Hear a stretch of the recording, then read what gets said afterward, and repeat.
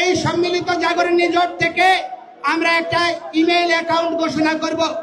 এই ইমেইল অ্যাকাউন্টে আপনারা সর্বত্র যত বাংলাদেশে ধর্ম অবমাননার দায়ে যত ভাই বোনরা মামলা আক্রান্ত হয়েছে তাদের মামলার কপি এবং তথ্য আমাদেরকে সরবরাহ করবেন।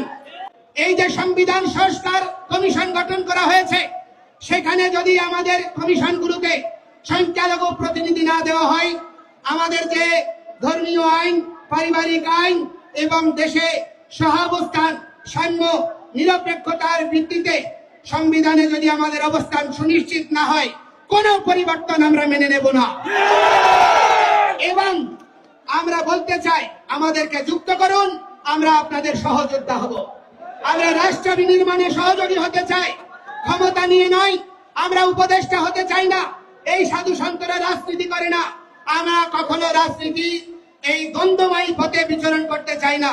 রাজনীতি মানে হচ্ছে উত্তম নীতি, আদর্শিক নীতি, যা প্রজার জনকল্যাণের জন্য নিহিত।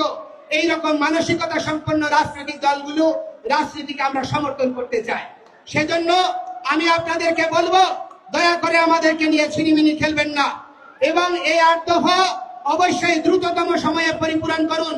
আমাদেরকে ইন্ডিয়ার দালাল, আমাদেরকে আওয়ামী লীগের দালাল এইসব টেক দিয়ে বহু রাজনীতি করেছেন, বহুদিন চালিয়েছেন, আর চালানো যাবে না।